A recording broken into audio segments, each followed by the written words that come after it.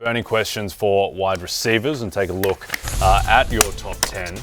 Matthew, Jamar Chase coming off a triple crown. Justin Jefferson. Proud fantasy life investor, Jamar Chase. Yes, indeed. Very much so. Justin Jefferson, number 2. CD Lamb, Malik Neighbors, Puka Nacua, Amon-Ra St. Brown, Nico Collins, the ride or die runner-up, then Brian Thomas Jr., Detective Drake London, and AJ Brown. And we heard from Amon-Ra St. Brown on how his teammate Jameson Williams looks this preseason.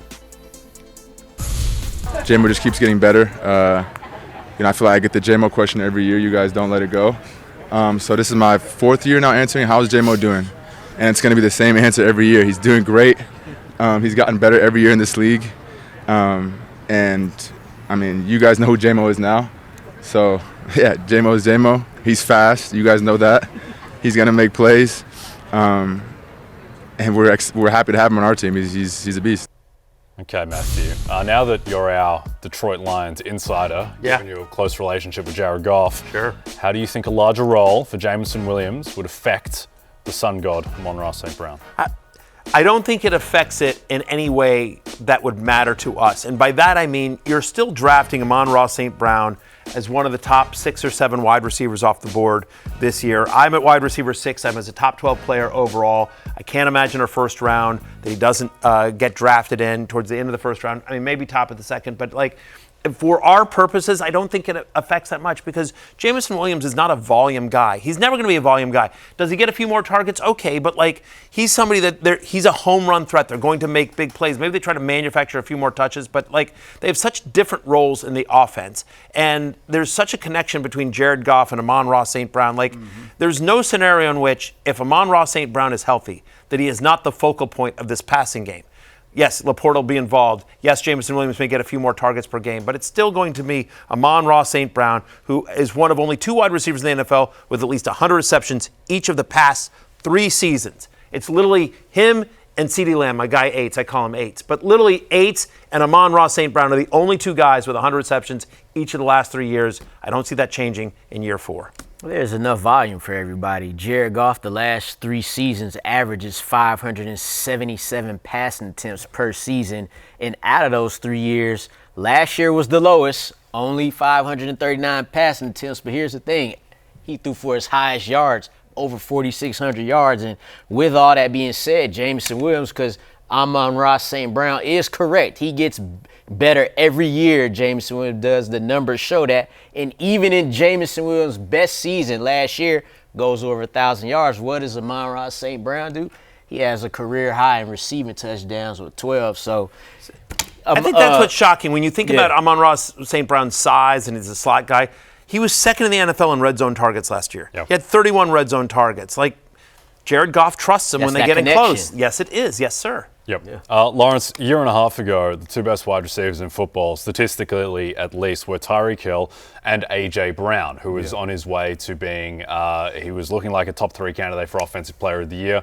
Production fell off a little bit last year as the Eagles leaned into the run, almost like no team ever before. Do you think his ADP has fallen too far this time around? And I want to be there for that. I want to be the guy who catches his ADP when it falls. AJ Brown, over 1,000 receiving yards, 67 catches. The thing here is he only played 13 games.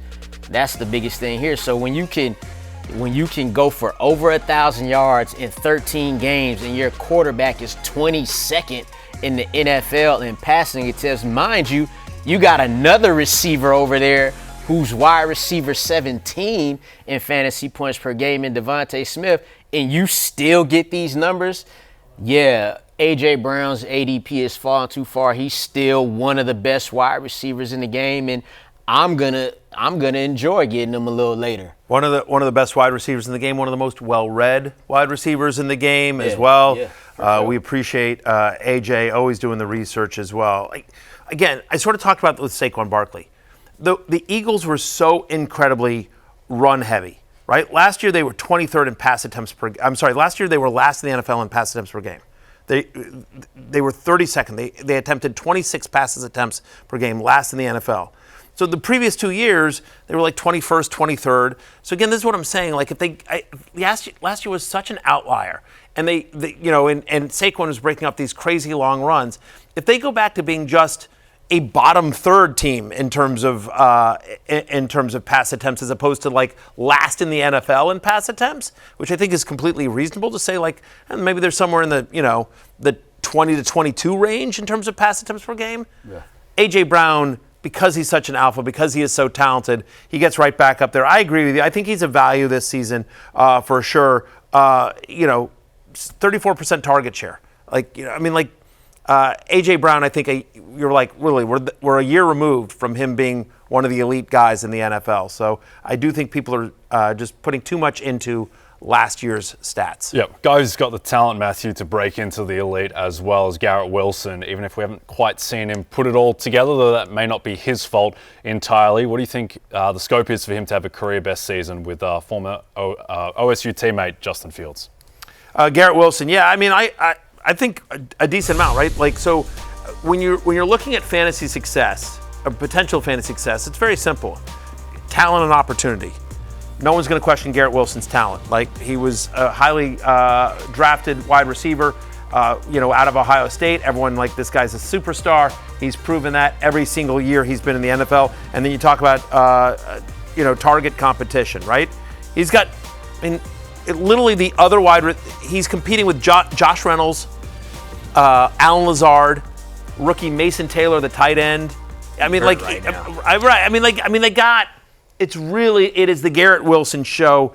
And then you think about last year, there were 6 games before Devontae Adams showed up. And I get it, different coordinator, Aaron Rodgers there, different quarterback, whole thing. But still, before the Devontae Adams trade, he had a 30% target share. The 6 games before Devontae Adams showed up, 30% target share. He was wide receiver 11. He was averaging over 16 fantasy points per game. Once Adams showed up, it went down to like a 23.5% target share. So I really think he's going to be like at a close to 30% target share, if not more. It will be run heavy, but when they throw, they're throwing to Garrett Wilson. And whatever you think of Justin Fields, DJ Moore had a decent season with him. Darnell Mooney had flashes with him. We saw last year George Pickens have some nice plays with Justin Fields as well. So I think Garrett Wilson, who produced with Zach Wilson,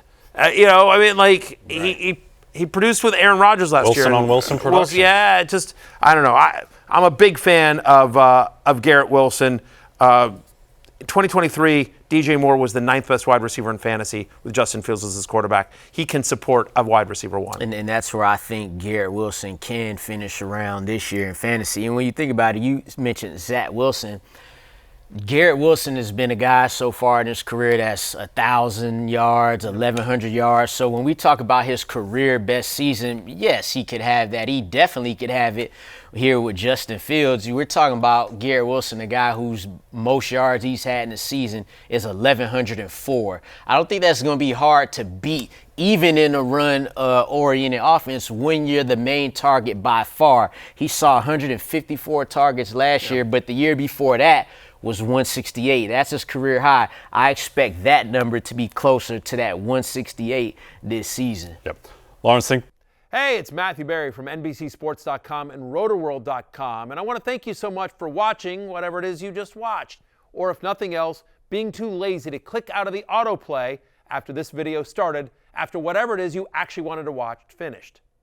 But now that you're here, I'd like to take a moment here to ask you respectfully now, okay? I'm asking you respectfully to subscribe to the NFL on NBC YouTube channel. You'll get the latest RotoWorld fantasy news headlines, all sorts of great shows, including my own Fantasy Football Happy Hour. So go subscribe now. Again, I'm asking respectfully.